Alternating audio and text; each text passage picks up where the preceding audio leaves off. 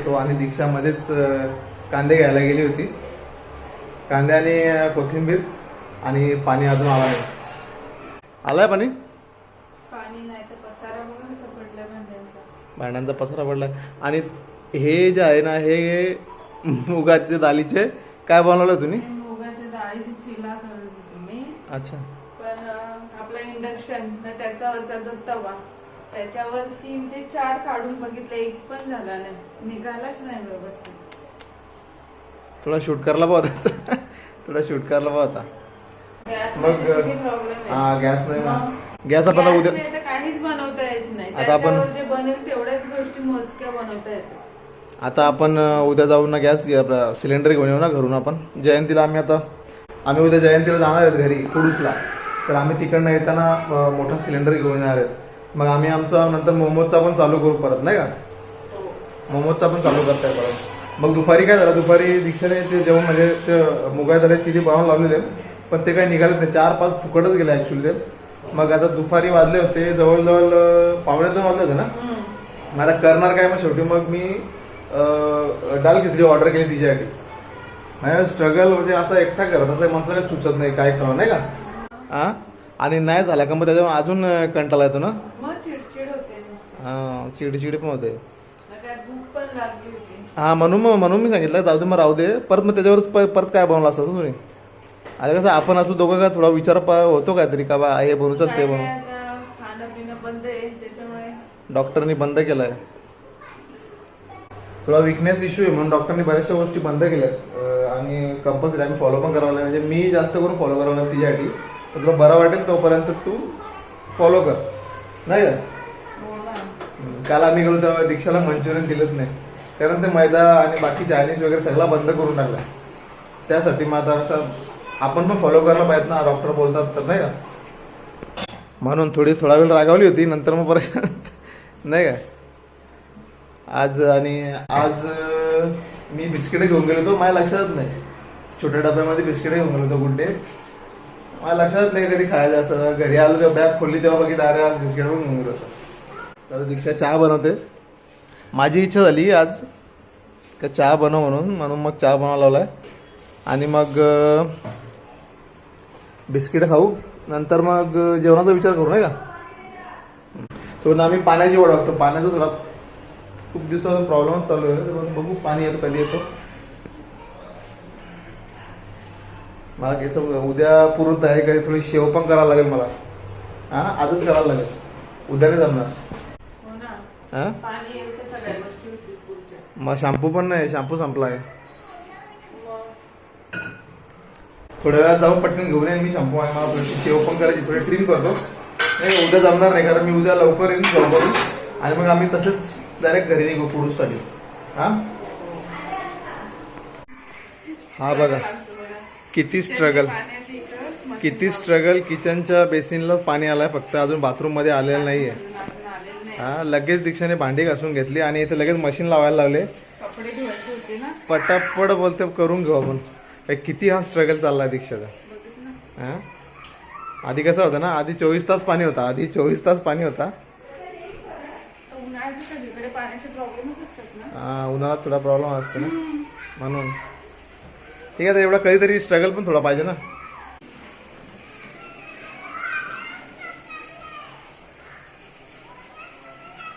इथला प्रेशर जास्त आहे म्हणून इकडे लावला आम्ही. मग तिकडं आस्ते आस्ते मला टाकी वाटते भरते वरची. हा, तो पण जात आला काय?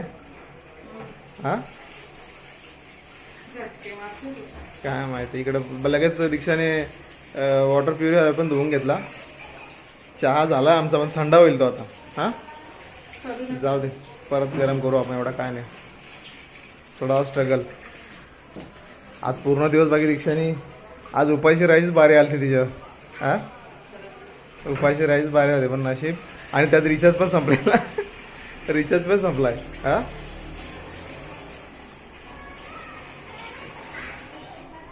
काय आला भरली.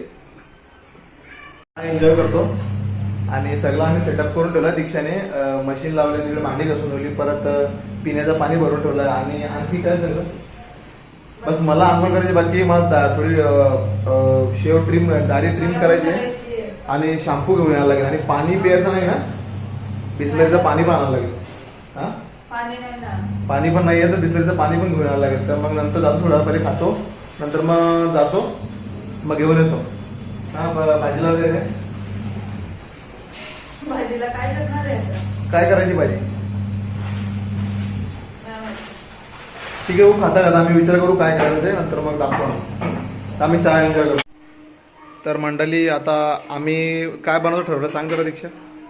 आम्ही बनवणार आहे मसूर आणि भात. मसूर आणि भात, कारण ना टाईम पण खूप झालाय.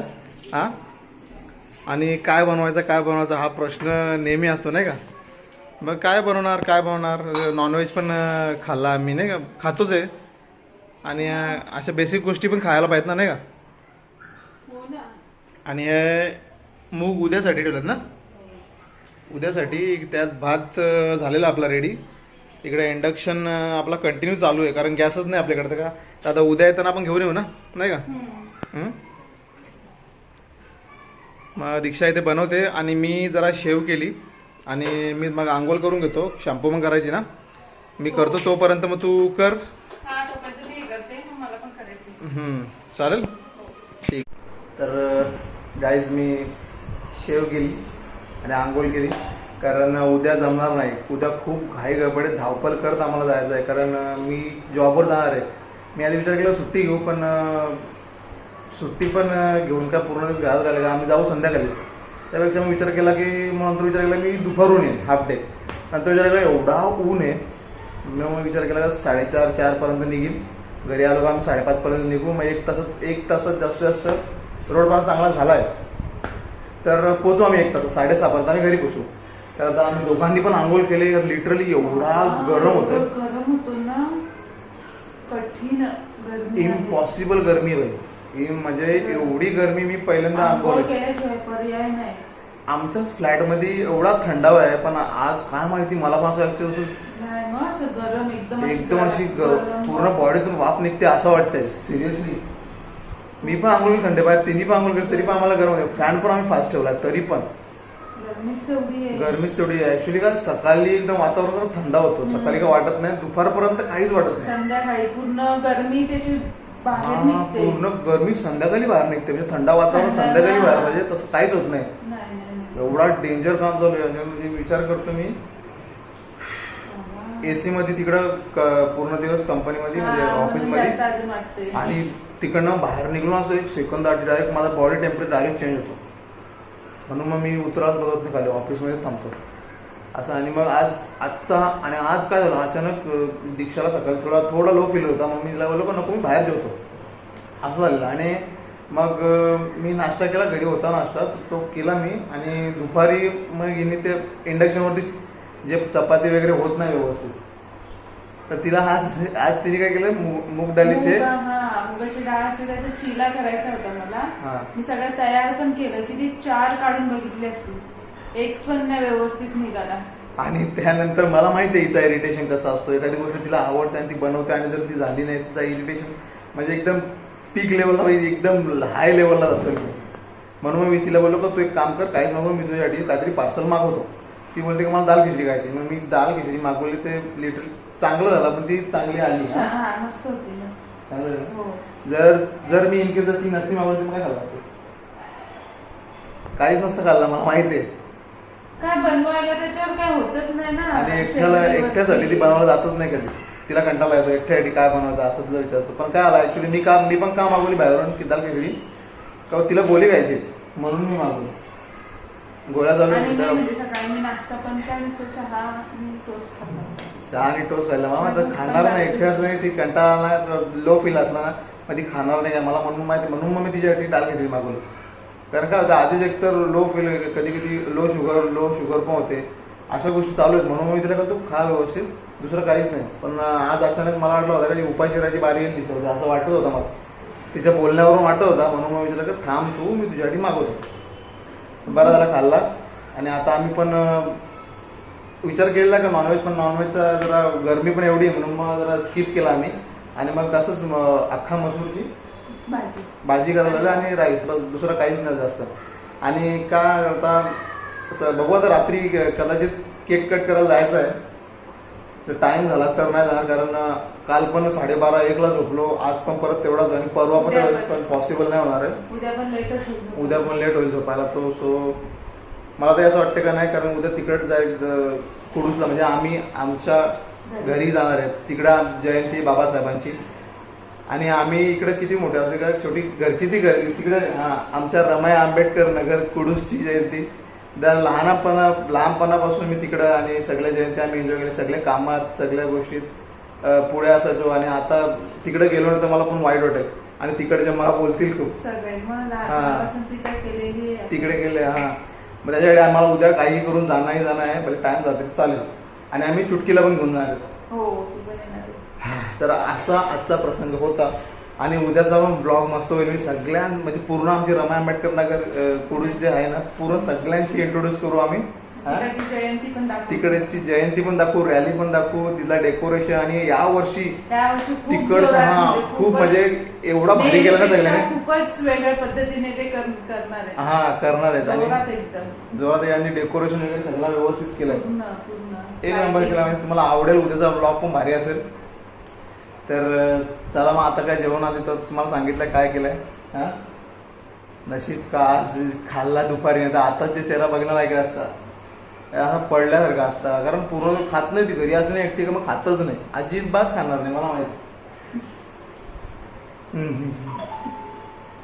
हा ठीक आहे. चला मग आजचा ब्लॉग तुम्हाला कसा वाटतं ते आम्हाला कमेंट करा, नक्की समजावा.